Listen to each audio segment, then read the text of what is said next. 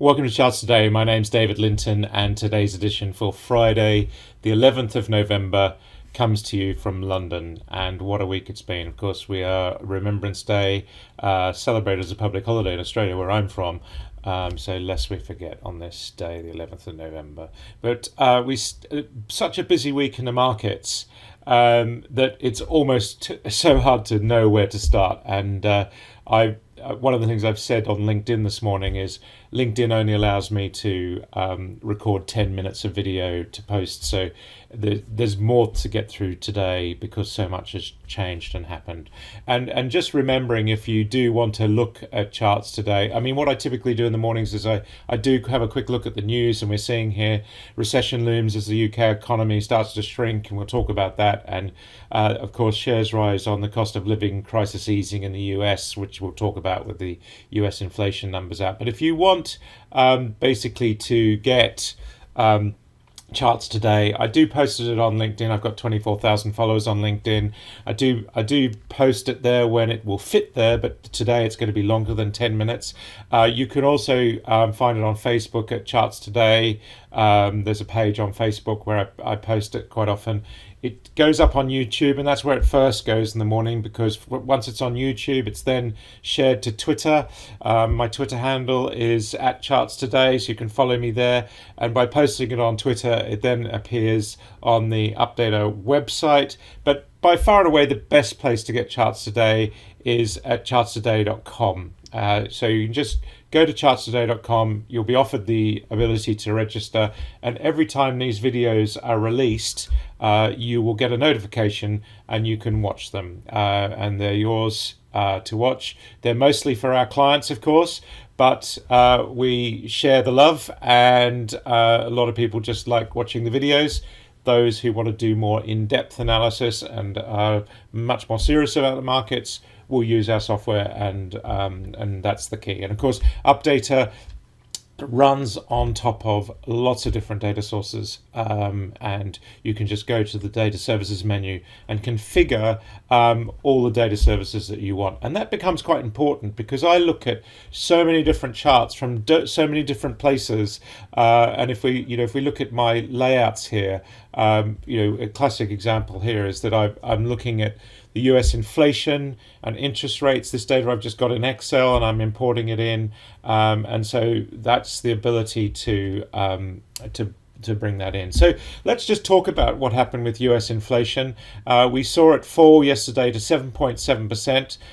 The market liked that, and we see that fall away there. This is US interest rates overlaid going back to the beginning of the 1990s, and I find, and this is a spread between inflation and the US interest rate. And what I find really interesting is, for most of the 90s, we had interest rates, because we had very high inflation in the 80s, we had interest rates basically higher than the inflation rate, and that kept a lid on inflation. And of course, then we had quantitative easing in the 2008-9 financial crisis, where we see this dive in inflation to negative, and then massive quantitative easing and basically 0.025% interest rates.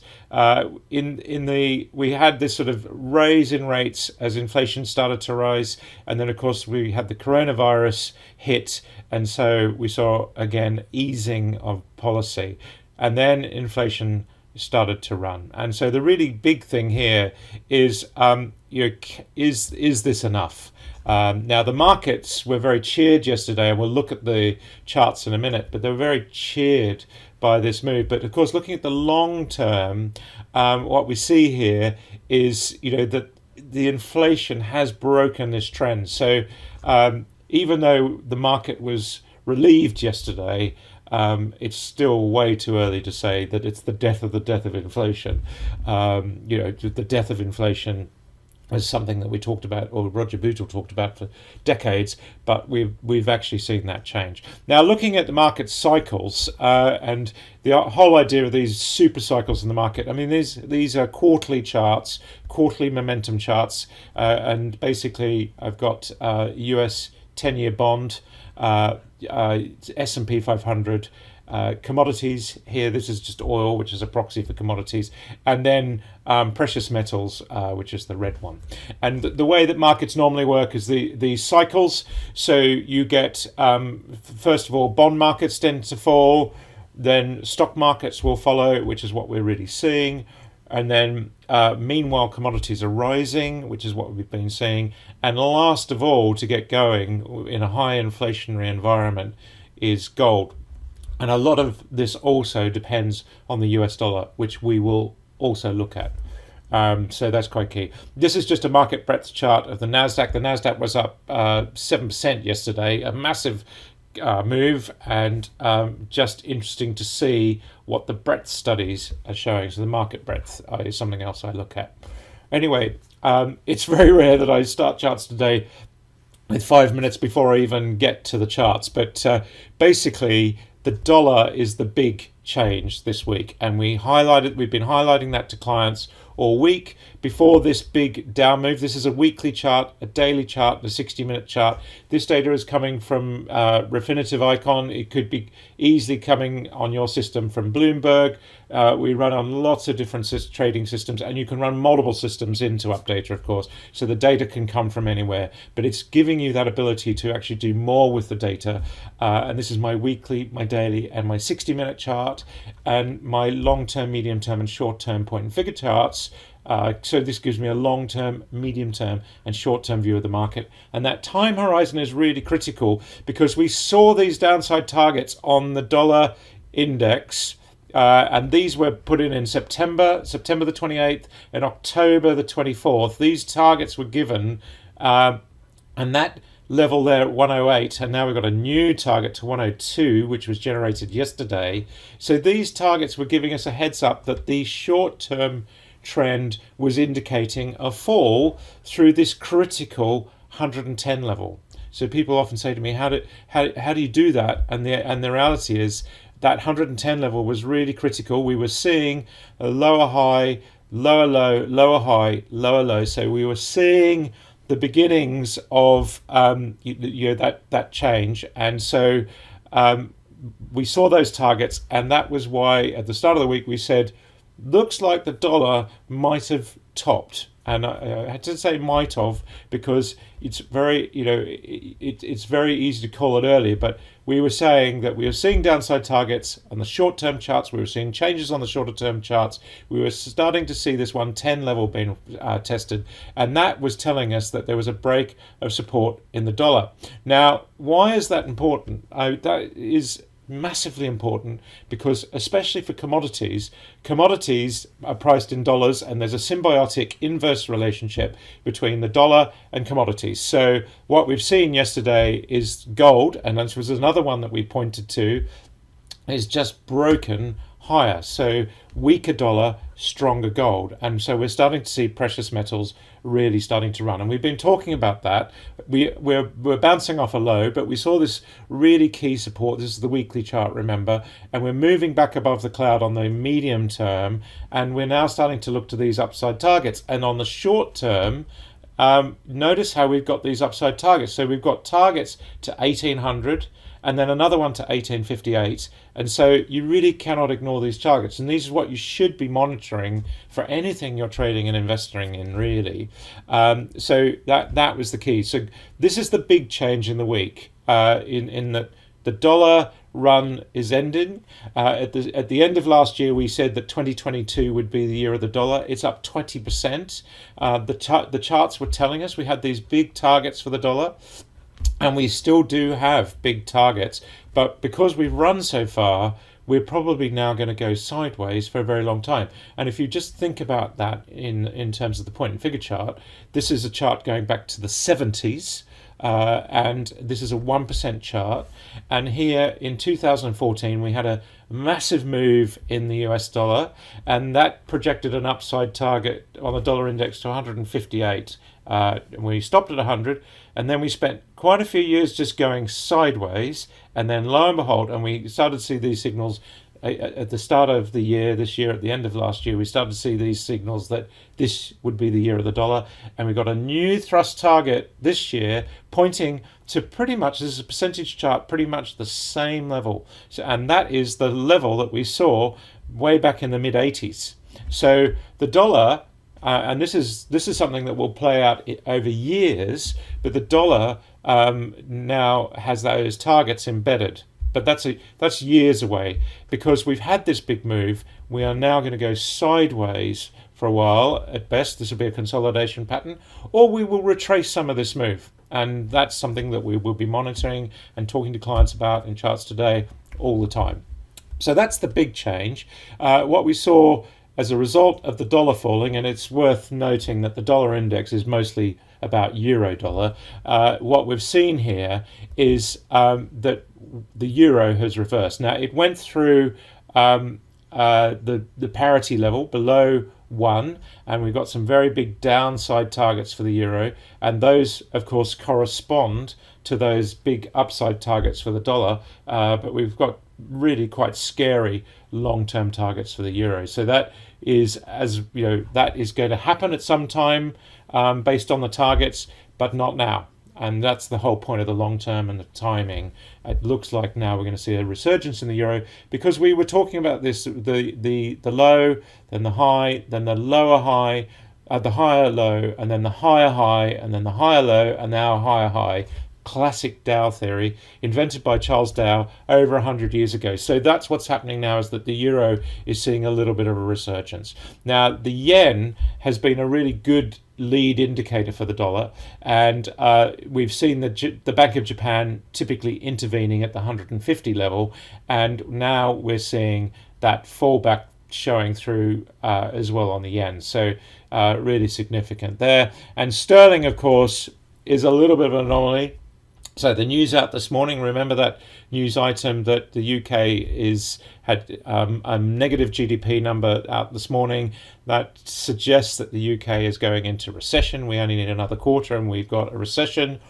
That means that the Bank of England is probably going to be quite cautious about raising interest rates, but we are seeing that the relief rally that we're seeing on the sterling level is mostly down to the dollar. And we've got a little bit of a bullish engulfing pattern there on that weekly candle, but of course it's in an uptrend anyway, so it doesn't really, if it was a bearish engulfing, that would be different. But so here we are seeing this move in sterling. We're sitting at 117.50 this morning. That's mostly about the weaker dollar yesterday.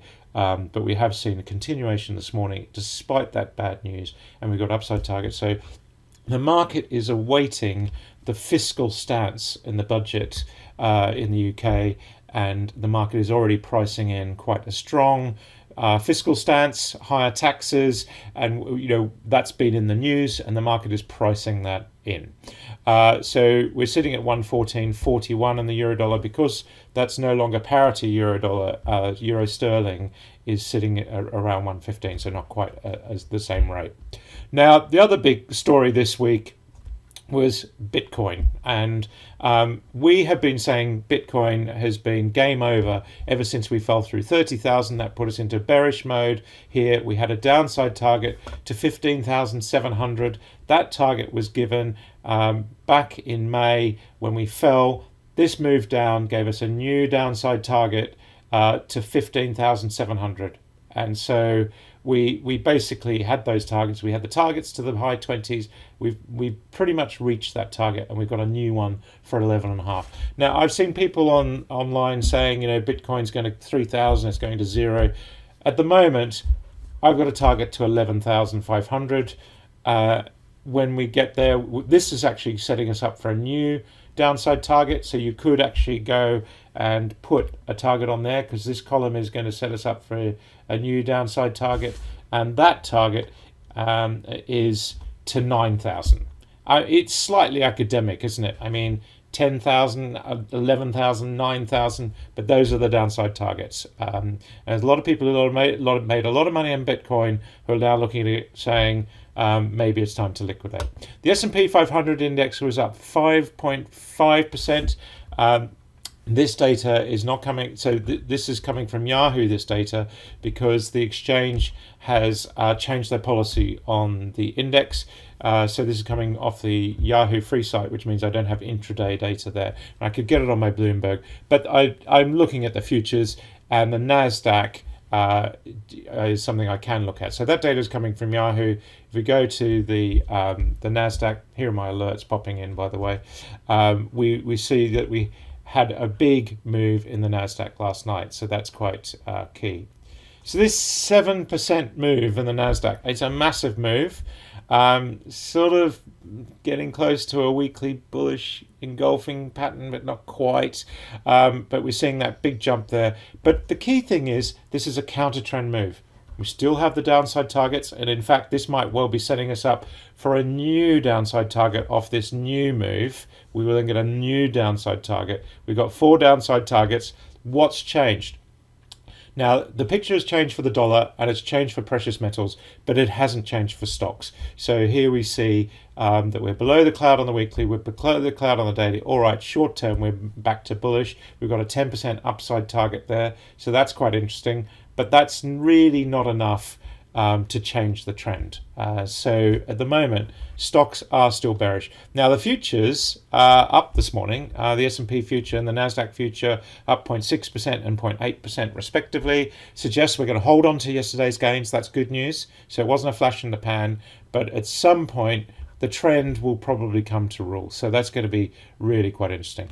Now, looking at European markets, we've got the FTSE down 0.5%. Now, of course, that news out this morning, not great, but we are still looking quite good on the FTSE versus the US indices, primarily because the oil majors make up such a big weighting in the FTSE. This is the FTSE future, and so again, that's quite interesting. The DAX in Germany up 0.6%. It responded, of course, very strongly yesterday to that US. We're right on cloud resistance there on the price. We've broken through. Germany actually looking a lot better than it has been, and a lot of that is, of course, is to do with lower energy prices, and we will look at the energy mix towards the end of this video. So Europe is looking pretty perky. Japan was up 2.4%, and the Hang Seng, the Hong Kong index, has really been bouncing off the bottom lately, and it had another big move up yesterday, so that's quite key.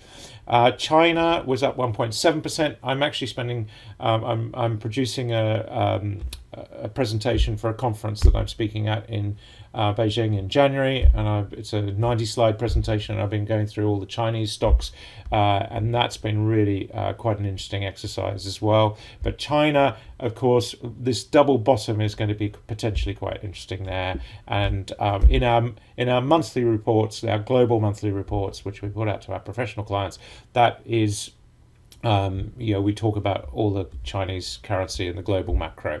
India up 2%. No surprises here that we've been big fans of India. This chart is not looking at all bearish. Bullish on all 3 time frames with an upside target to 81,000, some 31% higher, activated.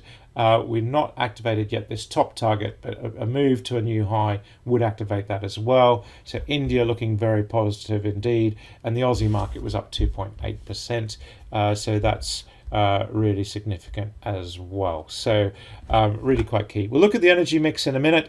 Wheat is up this morning. That long-term trend in wheat is we rocketed and we've come back to base. So the base trend in wheat is still bullish. And although we've had that real sort of fallback there, we have seen that trend is still bullish. So that's quite key for wheat. Not quite enough to get us through the cloud yet, but we're bearish short term, and this is what the time horizon is. The long term is bullish. The medium term is long term is weekly. That means months ahead. Medium term is daily. That means weeks ahead, and short term is hours. That's days ahead, and that just gives us a roadmap for what's happening with wheat. Corn is up 1.7%, again holding its base trend, so looking quite good. Now, we mentioned that gold was the big change.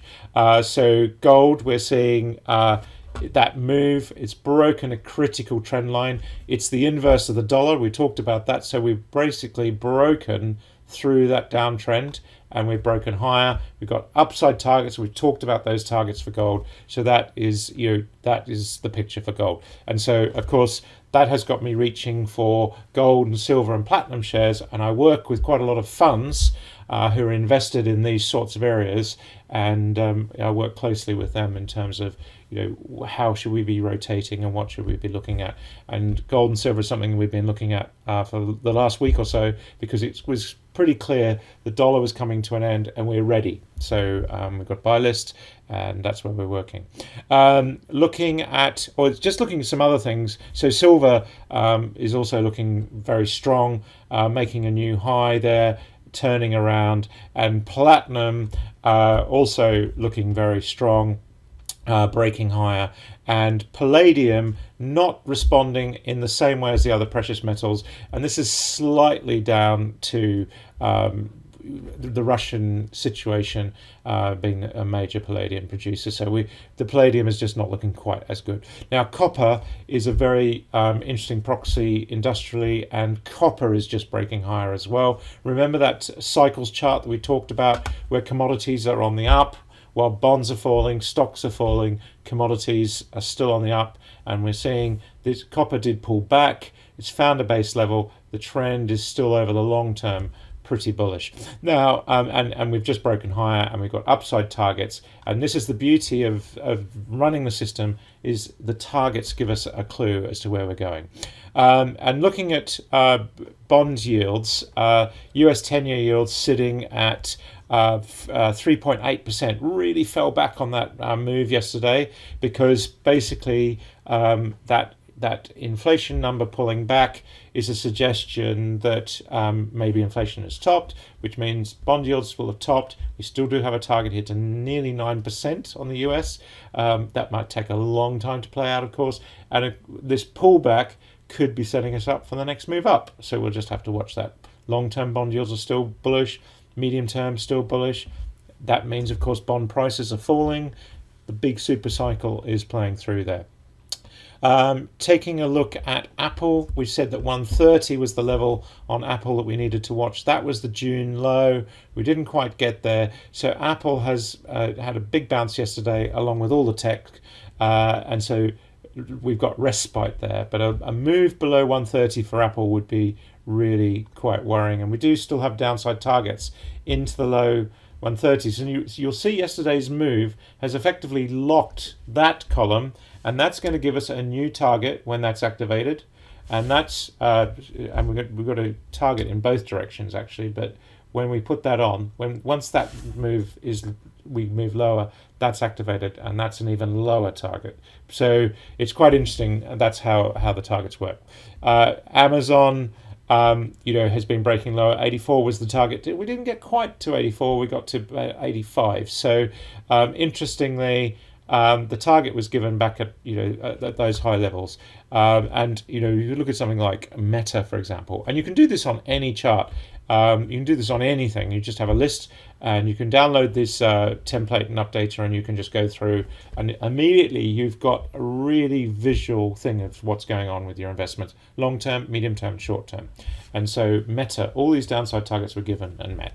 So let's look at the energy mix. I do a lot of work for our energy clients, and basically we put out reports every morning for the energy mix. So if I look at this morning's reports, these are all the alerts, by the way. So here we see a new price alert just coming in for nat gas going lower, and a new up target for gold that's just kicked in. So that will be on the that's on the daily chart, and that's the new upside target that's there. And so all these targets are just coming, and those alerts are coming off an alerts list. So I have my long-term alerts, my medium-term alerts, my short-term alerts, and my very short-term alerts. So in Updata Enterprise, in Analytics Enterprise, these lists are already there. You just populate them with the things that you want alerts on, and you will get the alerts. So it's whatever markets you're wanting to watch. Now, looking at the energy daily, this morning we went out with our call, and we were very bearish on gas prices.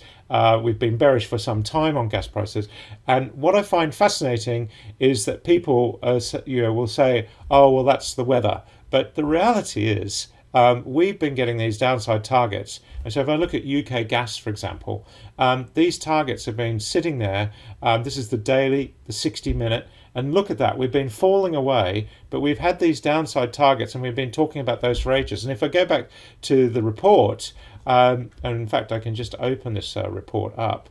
If I go back to the report, just looking at today for gas, these downside, this was yesterday's report, in fact.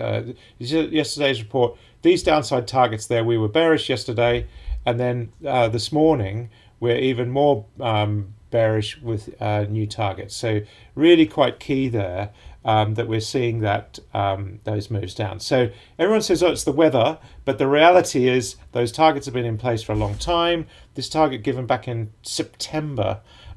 So realistically, that's the position. So crude oil is looking stronger this morning. This $100 level is going to be really critical. Can Brent crude get back through that level? We've got some targets suggesting that we're going to 99, but not really giving us any clues above 100. WTI similarly. This is the daily and the 60-minute chart. We've got some upside targets which have been met there. Coal is one that we've been talking a lot about to clients, and we've been talking about how that's been falling out of bed. We had a downside target to 174. This is on the 1-minute chart. So if you're trading coal, these are all the targets that were given. And we had a target to 210, 220, 210, 192, 174. You just can't ignore the targets. I mean, it's just those selling thrusts are what are producing the targets. Now, emissions is really interesting. And emissions, we've basically hit the cloud resistance there. We've talked about that. We've got the floor at 75. So what was the floor? We had a descending triangle there. What was the floor is now becoming the ceiling. TTF is down 7% this morning. We were bearish yesterday. We're bearish today. We've been bearish gas for some time. And in fact, when we put out our reports, we also look at all the European gas hubs, all the European power hubs. And if we even then start looking at UK power, then, here we see the summer contract for next year down. And just looking at the way those Bollinger Bands are squeezing in, it just tells us the volatility is lower, but it's on a downward trajectory. And this is what we watch for our clients, and we put those reports out so you can actually see every month what's going to happen in the month ahead. Now, coming to German power, last of all, we've been pretty bearish on German power, and we're seeing here that move lower. When German power was at 421, we gave downside targets to the 370s as the short term, medium term to 325, 350. That's been met, and our longer term targets are to 250. No one believed those, but now we're below 300 this morning. People might just start to believe it. You cannot ignore the targets. They're easily set up in your system. And here I'm running on, this is a Refinitiv icon, but if I wanted to, I could go and get the data from Montel. So here we're sitting on Montel if you're running Montel, and this is the Cal 24. This is probably the one we need to start watching a little bit more now. So this is next year's contract in German power, and we are just on the verge of breaking lower there. Downside targets here. Look at all those downside targets. So this is the daily, the 60-minute, and the 1-minute. Really cannot ignore the fact that we're seeing power prices falling off. Now, all the news has been about high energy prices, but the reality is what's happening in the chart is completely different. So that's it for today. Quite a long session, too long for me to post on LinkedIn. A good summary of really, I hope, for you, for what's happening in the market at the moment. Bond markets, the trends are still down long term. Stock markets, the trends are still down long term. We're seeing a change in the dollar, and we're seeing a change in precious metals. So that's more interesting. And that change in the dollar also has an impact for commodity prices as well. That's it for today. Until Monday, it's now Friday. Have a great weekend. Happy charting. Bye for now.